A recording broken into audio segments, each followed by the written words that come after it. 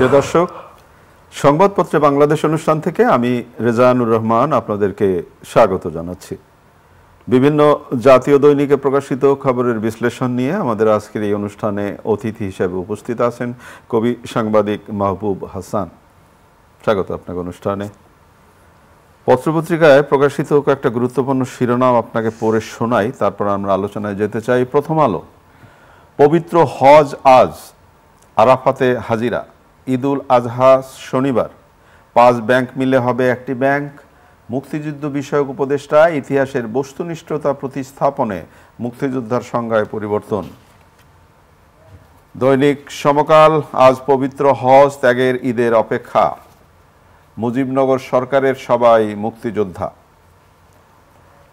কালের কণ্ঠের শিরোনাম, আর্থিক মন্দা, ঈদে নির্বাচনী আমেজ, লন্ডনে ডক্টর ইউনূস তারেক রহমানের বৈঠক হবে কি?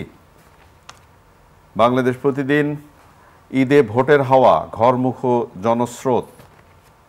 মানব জমিন, ঈদে সরগরম তৃণমূল রাজনীতি, নেতারা ছুটছেন এলাকায়, বাজেটে রাজনৈতিক দল ও জনগণের মতামত নেই বিএনপি। আমাদের সময়, শেখ মুজিব সহ জাতীয় 4 নেতা বীর মুক্তিযোদ্ধা, ঈদ রাজনীতি জমজমাট। সময়ের আলো, আনন্দের ঈদ যাত্রায় ঢল, প্রধান উপদেষ্টার কাছে গুম কমিশনের রিপোর্ট জমা, ভদ্রলোকেরা গুমের ঘটনা ঘটিয়েছে। খবরের কাগজ, আরেকটি হামজাময় ম্যাচে জয়, মুক্তিযোদ্ধাদের নতুন সংজ্ঞা নির্ধারণ। কালবেলা শিরোনাম, এক মুক্তিযোদ্ধার গেজেট বাতিলে খরচা 18 ফ্ল্যাট, ভদ্রলোকেরাই ঘটিয়েছে ভয়াবহ সব ঘটনা। দৈনিক জনকণ্ঠ, নারীর টানে ফিরছে মানুষ, বঙ্গবন্ধু সহ মুজিবনগর সরকারের সবাই মুক্তিযোদ্ধা। আমার দেশ, অন্তর্ভুক্তিমূলক নির্বাচনের অর্থ নির্ভয়ে ভোটদান, অধ্যাদেশের ব্যাখ্যা সরকারের, মুজিব সহ মুজিবনগর সরকারের সদস্যরা বীর মুক্তিযোদ্ধা। রূপালী বাংলাদেশ, ঈদে নির্বাচনী আমেজ, ঘাটতির চাপে ইসির নির্বাচনী প্রস্তুতি, জমেছে পশুর হাট, হাসি মুখে ফেরা আসা ব্যবসায়ীদের। শিরোনাম শুনলেন? শুনলাম। কালকে একটি দিন, পরের দিনই পবিত্র ঈদ। তো এইবারের যে বিষয়টা একটু আলোচিত হওয়া খুব জরুরি দরকার। যেমন গতবারে আমি নিশ্চয়ই খেয়াল করবো যে আমরা ঈদের এই ধরনের আলোচনাগুলোতে ঘরমুখ মানুষের অনেক অশান্তি, অনেক দুর্ভোগ, লাইন ধরে যাচ্ছে না, যানজট, নানা ধরনের খবর পড়ি। বিশেষ করে আমার সাংবাদিকতা জীবনে অনেকবার খবরগুলো লিখতে হয়েছে এবং পড়তে হয়েছে, কিন্তু এইবারে আমার মনে হয় যে একটু স্বস্তির জায়গা। কি মনে হয় আপনার কাছে? আমারও সেটাই মনে হয়েছে। আমার মনে পড়ে যে গত ঈদেও কিন্তু একই স্বস্তিটা ছিল, কারণ ছুটিটা লম্বা ছিল, সরকারও খুব রিল্যাক্টেন্টলি চলে গেছে। যেমন আজকে সর্বশেষ এরা যাবে, কারণ আজকে ছুটি শুরু হয়ে গেছে, গতকালই বন্ধ হয়ে গেল, আজকে থেকে শুরু হয়ে গেল বেসিক্যালি। এই যে স্বস্তি, এই স্বস্তি কিন্তু আমরা বহু বছর পাইনি, তাই না? এই সীমিত আমাদের সামর্থ্য, যাত্রা সামর্থ্য, দূরপাল্লার গাড়ির সামর্থ্য, এবং তাদের যে অর্থবিত্ত হাতিয়ে নেওয়ার যে মানসিকতা, বিশেষ করে বাসওয়ালাদের, ট্রেনের টিকিট কালোবাজির হওয়ার, এইগুলো থেকে অনেকটাই মুক্ত হয়ে গেছি আমরা। এখন আমাদের যেটা প্রয়োজন এই সব ক্ষেত্রে, যে আমাদের মানসিকতাকে নৈতিকতা পূর্ণ করে তোলা, যে আমরা কোনো অন্যায় কাজ করব না, নিজে করব না, অন্য কেউ সুযোগ দেব না, নিজেকে না করলে অন্য কেউ সুযোগ পাবেও না কখনো। নিজেই তো বেসিক্যালি মানুষই তো স্বয়ংসম্পূর্ণ করতে পারে। তো আমি মনে করি যে সীমিত সামর্থ্য, সীমিত গাড়ি বা প্রয়োজনের চেয়ে কম আছে, যদি আমরা নৈতিকভাবে বলিয়ান থাকি, তাহলে কিন্তু এই সমস্যার সমাধান হয়ে যায়, তাই না? না, নৈতিকভাবে বলিয়ানের কথা যেটা বললেন সেটাই তো খুবই জরুরি। তখন নৈতিকতা যখন কাজ করে তখন অন্যায়টা আর সে দাঁড়ায় না, মুখোমুখি বাড়তে পারে না। যেমন এইবারে যেমন লঞ্চ, তারপরে ট্রেন, তারপরে আকাশপথ, সবকিছু মিলিয়ে এই যে স্বস্তির জায়গাটা তৈরি হয়, তো এইটা তো প্রমাণিত যে আমরা ইচ্ছে করলে পারি। আমাদের সেই লোভটাকে আপনাকে সামলাতে হবে। যেমন আমি আরেকটা করি যে এবার হজের জন্য যে আপনার দেখেন ইয়ের দাম কিন্তু কমেছে, কি করে কমলো? আমরা তো 8 লাখ টাকা, কেউ 9 লাখ টাকা, কেউ 10 লাখ, কেউ 12 লাখ টাকায় গেছেন, তাই না? এইগুলো, এই ধাপগুলো, তার মানে আপনি যেটা বললেন যে এই যে ভাড়াটা কমলো, তার মানে আগে ভাড়াটা বেশি নেওয়া হয়েছে, এখনো বেশি আছে। জি, সব মিলে আপনার আমার মনে হয় না যে এটা 3 থেকে 4 লাখের মধ্যে চেয়ে বেশি লাগবে।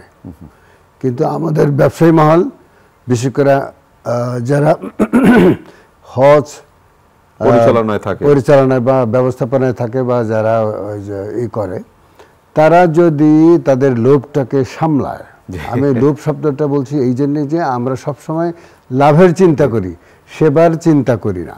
এই যে মানুষকে সেবা দেওয়ার যে মানসিকতা, একেবারে মিনিমাম স্বার্থ রেখে বা লাভ রেখে, এই কথাটা কিন্তু মানুষকে স্বস্তি দেওয়া। কিন্তু আমরা কি ভাবি? আমরা ভাবি না আমরা এই যে দাম মানবো একবারে আগামী 9 মাসে, 9 বছরে আমরা সেটা। আপনি যেটা খেয়াল করেছেন যে বাইরের দেশে দেখবেন এই রকমের উৎসব পার্বণে ছাড় দেওয়া হয়, মানুষকে স্বস্তির জায়গা রাখা হয়। তো আমরাও আশা করি এবার যেমন স্বস্তির জায়গাটা তৈরি হলো কিছুটা, আগামীতে হয়তো এই ধরনের আমরা বিষয়গুলো। হ্যাঁ, অবশ্যই এই স্বস্তিটা মানে উৎসব উপলক্ষে জি অবশ্যই স্বস্তি দিতে হবে। এটাই হলো সরকারি বা ব্যবসায়ী মহলের নৈতিকতা।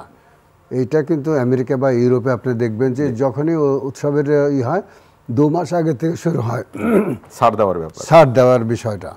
এবং আপনি জানেন যে গত ব্ল্যাক ফ্রাইডেতে বিক্রি হয়েছে প্রায় ৬৬ বিলিয়ন ডলারের পণ্য, তাই না?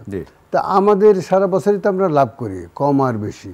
তো ঈদ উপলক্ষে, পূজা উপলক্ষে অবশ্যই সমস্ত এই উপলক্ষগুলোকে কেন্দ্র করে আমরা সাজলাভ করি, কিন্তু সেটা কি করি? দাম বাড়িয়ে বেশি পয়সা কামাই করার জন্য এটা করি। এটা চরমতম অন্যায়। আশা করি নিশ্চয়ই আমরা সামনের দিনগুলোতে এই অবস্থার একটা পরিবর্তন দেখব। ঈদে নির্বাচনী হওয়া, মানে নির্বাচনটা আদৌ কবে হবে না হবে সেটা এখনো নির্ধারণ হয় নাই, কিন্তু রাজনৈতিক দলগুলোর মধ্যে নির্বাচনী হওয়া শুরু হয়ে গেছে এবং বিভিন্ন পত্রিকার শিরোনাম করেছে ঈদে সরগরম তৃণমূল রাজনীতি, নেতারা ছুটছেন এলাকায়। তার মানে ভোটারদের একটু দাম বাড়লো নাকি? আপনি বলেন, আপনি সাংবাদিক, আমিও সাংবাদিক পেশায়, কেন এই হেডিং আমাদের করতে হয়? কারণ এরা কিন্তু বেসিক্যালি, রাজনীতিকরা কিন্তু বেসিক্যালি জনগণ বিচ্ছিন্ন, জনগণ থেকে অনেকটাই বিচ্ছিন্ন হয়ে গেছে। কারণ না, আগেও কম বেশি ছিল, কিন্তু এখন প্রচণ্ড বেশি। এখন বছরে একবার যায় কি যায় না, মানে এটা সবাই রাজধানী থেকে রাজনীতিবিদ। তো এটা এই জন্যই এইরকম হেডিং আমরা দেখি। এটা একটা সুযোগ যে ঈদে বাড়িও গেলাম, ওকে বলে গরু কোরবানি করলাম, কথা হলো, লোকজনকে জানানো গেল যে হ্যাঁ আমি কিন্তু আছি, তাই না? এখন এই মানসিকতার পরিবর্তন হওয়া দরকার, বিশেষ করে রাজনীতিবিদদের মধ্যে থেকে। কারণ হলো তারা জনগণের প্রতিনিধিত্ব করে। কারণ রাজনীতিকরা কিন্তু দেশকে সেবা করা মানে জনগণের সেবা করতে হবে। জনগণের সেবা করলেই আমরা কেবলমাত্র তাদেরকে এই অভিধা দিতে পারি যে তিনি রাজনীতিক, এবং সেই কাজগুলোকে অবশ্যই মানবিক, নৈতিক এবং মানুষের বৃহত্তর কল্যাণকে কেন্দ্র করে।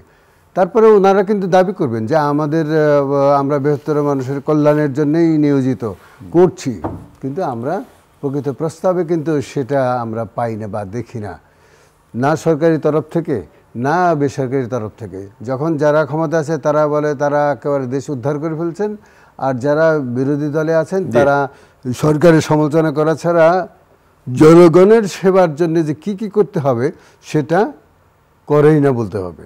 তবে একটি বিষয় এখানে বলি যে বিভিন্ন দুর্যোগে, দুর্বিপাকে কিন্তু রাজনৈতিক নেতারাই কিন্তু সবার আগে ছুটে যায়, যার যার এলাকায় না, যখন যেখানে দরকার সেখানে। এইটাই হলো তাদের বড় শক্তি, জনগণের পক্ষে, জনগণের জন্যে এবং দেশের জন্যে তারা কিন্তু বেসিক্যালি নিবেদিত।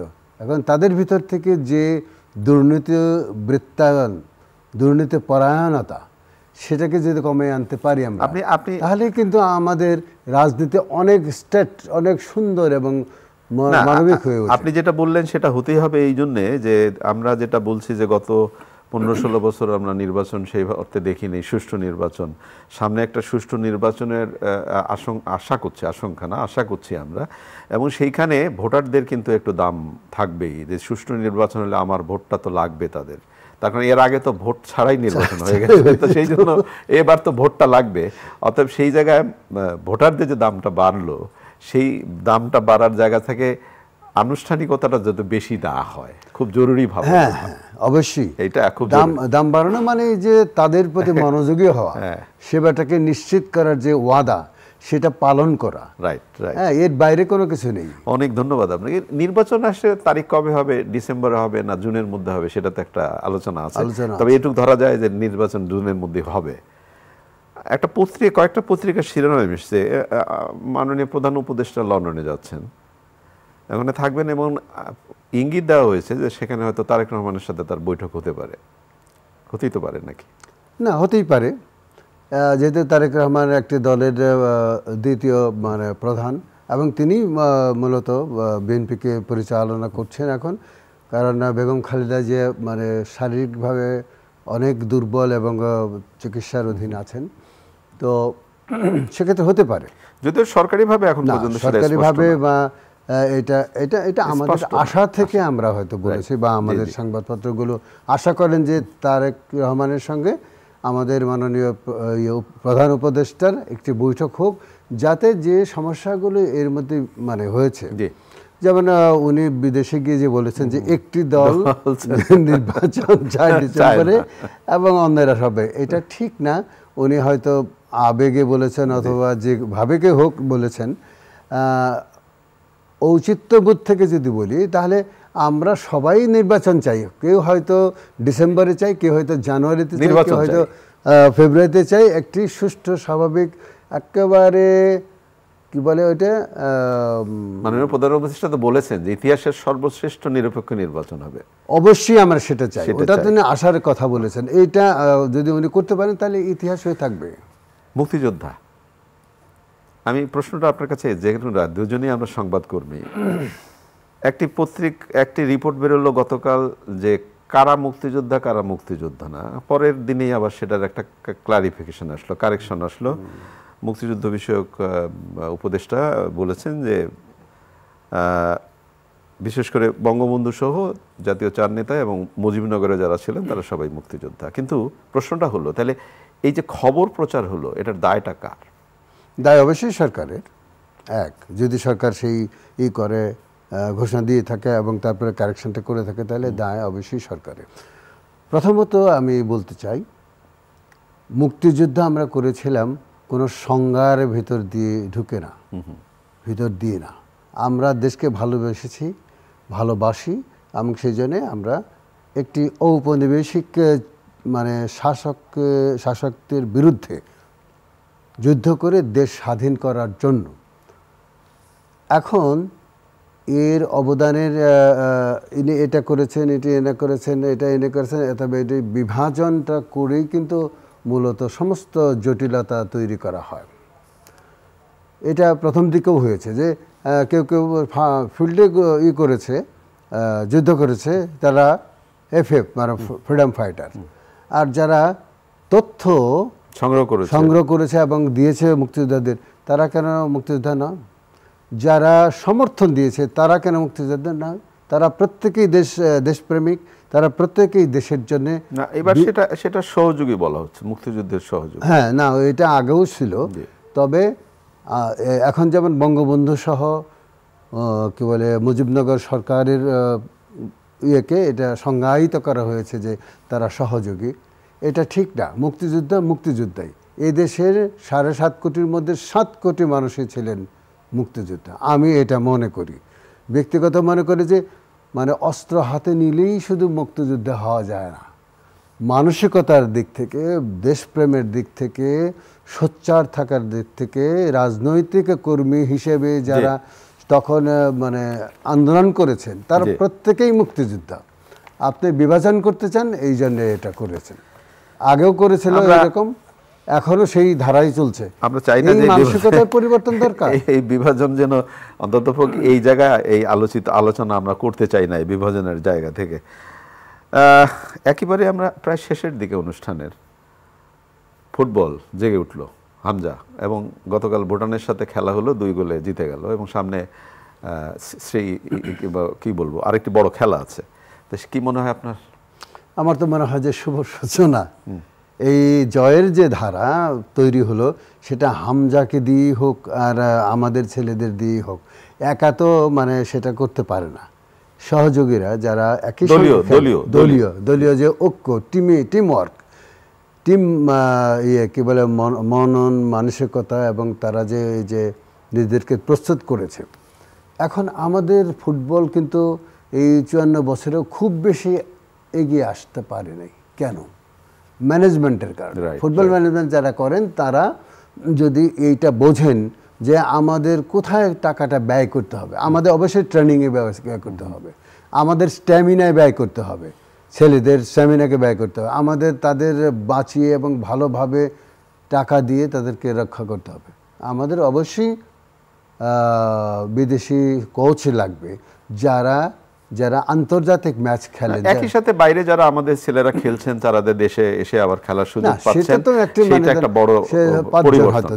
2 জন বা 5 জন বা 10 জন, কিন্তু আমাদের এখানে লক্ষ লক্ষ ছেলে আছে যাদেরকে তৈরি করতে হবে।